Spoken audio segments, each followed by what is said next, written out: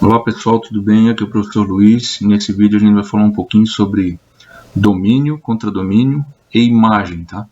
Dentro da função afim. Assim, ó, para a gente analisar o que é domínio, eu coloquei aqui um desenho de uma máquina, tá? Onde ela tem uma entrada. Tudo que vai entrar nessa máquina aqui, ó, vai se chamar domínio. E tudo que vai sair vai ser a imagem. Imagina numa máquina fotográfica. Tá? O que entra é a luz, o que sai é a imagem. Tá? Imagem é sempre o que sai. Para não esquecer, imagem é o que sai, que é o resultado. Domínio é o que entra.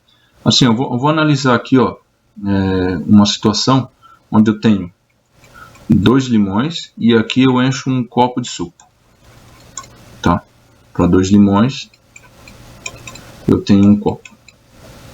Se eu colocar mais 2 limões aqui nessa máquina, vai sair mais um copo.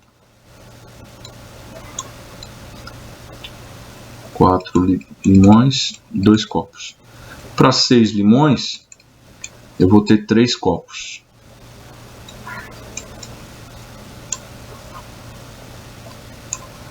Então aqui, ó, eu já tenho, para analisar agora qual que é a função, eu já sei qual que é o domínio, que é esses 2, 4, 6, tá? Eu já sei qual que é a imagem, que é 1, 2 e 3. Agora eu teria que saber qual que é a função. Para eu saber qual é a função, eu preciso saber agora qual é o coeficiente. Eu sei que o B, que é o valor fixo aqui, não tem, tá? Eu só estou adicionando limão e está saindo copo aqui, não tem alguma coisa dizendo a mais aqui. Não tem um copo mais uma casca aqui, só tem o copo mesmo. Então assim, ó, eu preciso saber o A, tá? Que é o coeficiente. Eu vou colocar a formulazinha aqui, ó, já sem o B, que é a constante, e vou colocar a função aqui, tá? Então assim, ó, para 2, eu tenho que vai sair um copo. Para eu saber quanto que vale o A, aqui é uma multiplicação, o A está multiplicando 2, eu pego esse 2 e passo para o outro lado, eu faço a mesma coisa que eu faço em equação, quando eu tenho que isolar uma letra de um lado e um número sozinho do outro. Eu tenho que fazer isso, então eu vou colocar o A sozinho aqui nesse lado de cá, o 2 vai para o outro lado, como ele está multiplicando, ele passa dividindo. Então eu tenho que essa função aqui é uma função meio x. Para cada x que entra, sai metade do outro lado. Tá? Então aqui eu coloquei um exemplo, onde eu tenho um conjunto de entrada, um conjunto de saída, e a gente vai analisar o que é domínio, o que é imagem, e o que é contradomínio, que não foi falado lá no slide anterior, né?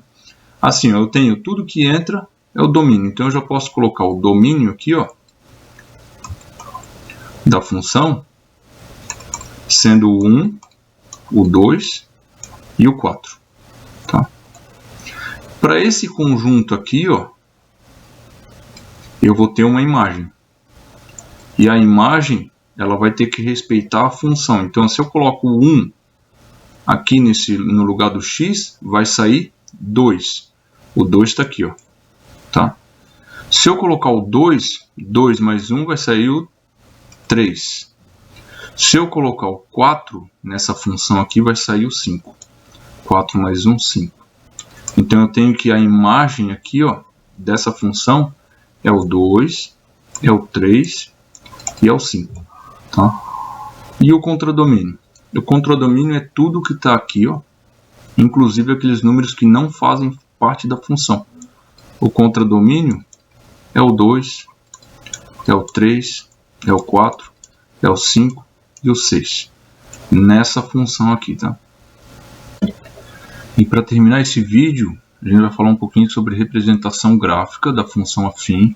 A gente tem que entender antes de começar a trabalhar, lembrar um pouquinho sobre o que é gráfico, né? A gente tem o gráfico cartesiano aqui, onde a gente tem o eixo das abscissas, também colocado como eixo do x muitas vezes, né? E o eixo das ordenadas, também representado pelo y, muitas vezes representado pelo y. Por que que é x e y? Eles representaram com duas letras. Primeira coisa que a gente tem que entender é que nunca vai ser yx, tá? Isso aqui nunca vai existir, porque se pegar o alfabeto e começar a ler o alfabeto, lá no final vai ter o w, vai ter o x, vai ter o y e vai ter o z. Olha a ordem aqui, ó, no alfabeto. Então sempre tem que ter x e y para a gente representar um par ordenado, tá? Então assim, ó, a gente sabe também que os valores aqui para cima são positivos e os valores para cá são positivos igual numa reta numérica, tá? Vamos lá, então eu coloquei aqui uma função x mais 3 e coloquei os valores da variável aqui, ó, tá? Então quando 2 for a variável, eu vou ter conjunto de saída o 5. 2 mais 3, 5. Quando for o 3, eu vou ter 6. E quando for o 4, eu vou ter o conjunto de saída 7. Tá? Colocando aqui, ó, eu vou colocar um pouquinho maior. Tá?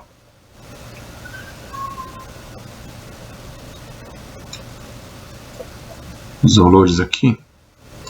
Então eu vou contar nos quadradinhos aqui, ó.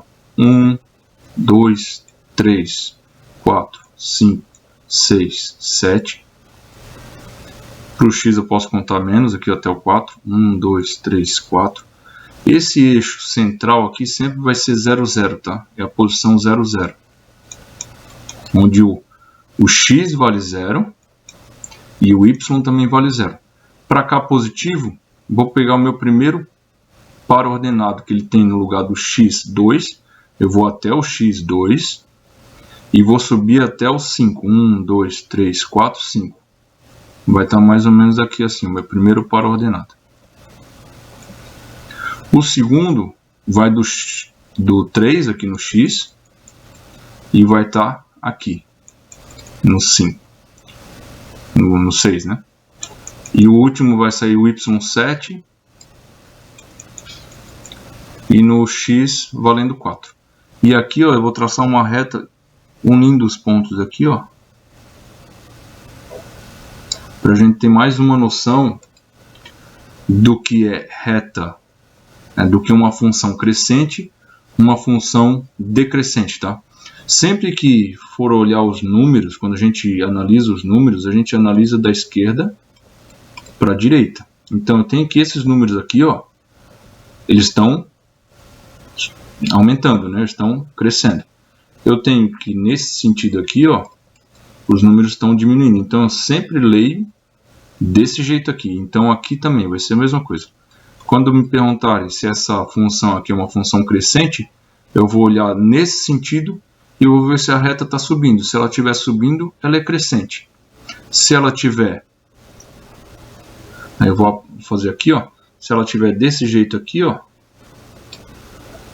diminuindo, caindo, ela vai ser decrescente. Aqui crescente, né? Por hoje é só. Muito obrigado e até mais.